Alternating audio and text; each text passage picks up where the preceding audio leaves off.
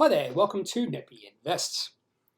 Telecommunications space was something I was quite interested in about 6 or 7 years ago. TPG, Vocus, M2 Communications, IINet, and there might have been a few others as well. All these companies were growing, a lot of interest in the market around these companies. Then we saw a fair bit of consolidation in that space, and at the end of that consolidation period, the companies that came out of that, TPG and Vocus, they weren't really growing anymore. So I lost interest in that space until recently, when we've seen this next gen of telecommunications pop up on the scene. And the company I'll be featuring today, or talking about today, Pentanet, is one of those companies. This is a telco that provides fixed wireless network with next gen internet speeds. Fixed wireless network is simply an internet service that is provided through the air via a small dish that is installed on top of the roof. Something interesting, don't really know much about that sort of technology. They are located in Perth. I'm not sure how far they have expanded their business. So at this point in time, looks like only Perth. The valuation of this company is a little bit too high for my liking at this point in time. A recent IPO, so they've been on the ASX for about 6 months or so. So I want a little bit more time to see how they do over the next few years. We have seen a bit of volatility in the share price since they've listed. So before we talk about their Appendix 4C, their first one they released in April, just a few financial facts around this company. Pentanet's ticker code is 5GG. Interesting ticker code. I'm not sure how it relates to Pentanet. PEN is already taken by Peninsula Energy. Maybe they could have gone PET. No, that's taken by Foslock. So they probably went through all the possible ticker codes and ended up with just 5GG. IPO'd on the 29th of January 2021, market cap of 205 million. And this is the main reason, even though I'm sort of interested in this space, interested in this company, is just the valuation at the moment that's holding me back. Valuation of 205 million with revenue of 4.8 million for the half year and not operational cash flow positive. In fact, losing cash in operations by 500,000.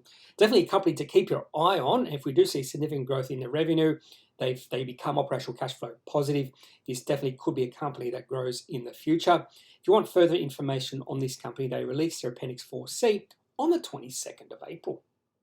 Because I am interested in this company over the long term, not willing to take a position just yet with Pentanet, I am still interested in see how they perform quarter on quarter. So this first Appendix 4C the company released in April was an exciting read. Receipts from customers, 2.9 million. So for one quarter, that's pretty good. We're going to see yearly revenue in the $10 to $20 million range, which is, it's funny because I remember looking at TPG in about 2008-9.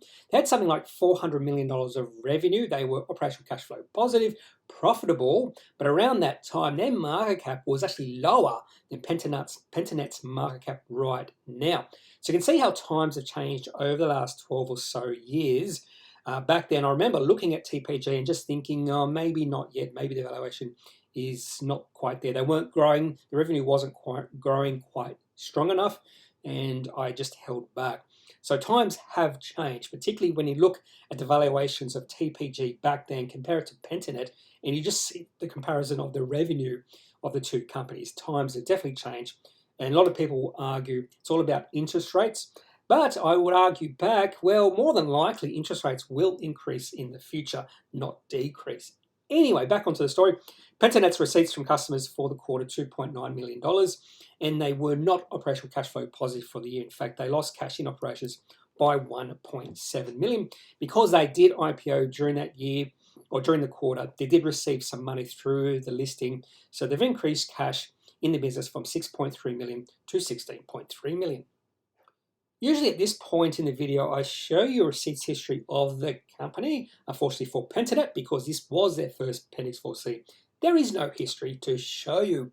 What I did find interesting in their report, they did tell us how they're going to spend the money they received through the IPO. For instance, they're spending $9 million on their wireless infrastructure, $1.5 million on their network infrastructure, and $4 million on the cloud gaming infrastructure.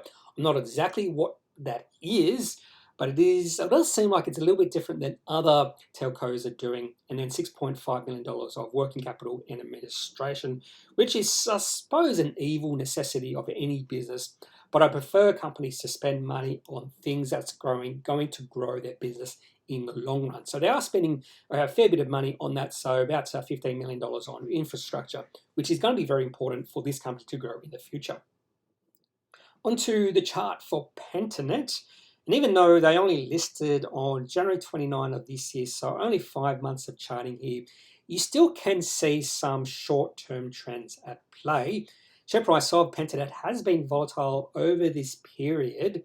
When they first listed on January 29, the share price went from 74 cents to about 59 cents on that day. So a little bit of selling coming into the market. So maybe those who bought into the IPO saw the opportunity to sell out straight away. That sometimes does happen. Then share price went sideways or drifted down a little bit, went to a low of about 57 cents towards the middle of March. Then we did see some excitement coming into the market for Pentanet. And that excitement drove the share price to $1.12 by the start of May. So the share price almost doubled in about a month and a half. And then from that high of $1.12 at the beginning of May, the share price has moved into a short-term downtrend. That short-term downtrend was confirmed a few trading days ago when the share price fell through the previous low. So a lower low is at play here. On the 21st of June, when the overall market was down about 1.8 cents, the share price of Pentanet fell to 74 cents. I am recording this before trading has begun on the 22nd of June. Overnight markets or international markets were up, and more than likely we'll see the ASX up today. So Pentanet share price might move towards that downtrend, short-term downtrend. If it pushes through that short-term downtrend, that could be a buy signal. But what I'll be waiting for with Pentanet is any sort of uptrend redeveloping, any sort of positive news coming from the company, in particular financial positive news. They will be releasing their second Appendix 4C in about a month's time.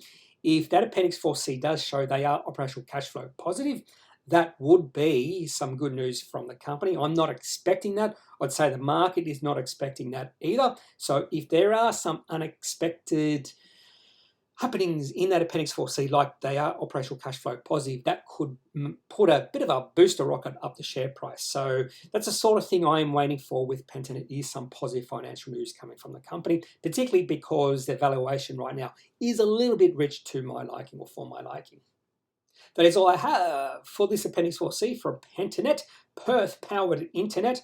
If you have any questions about this company or any other companies on the ASX, or any other companies you want me to do a video in particular around Appendix 4C, leave it in the comment section, and maybe you'll find that I actually will do a video on that company.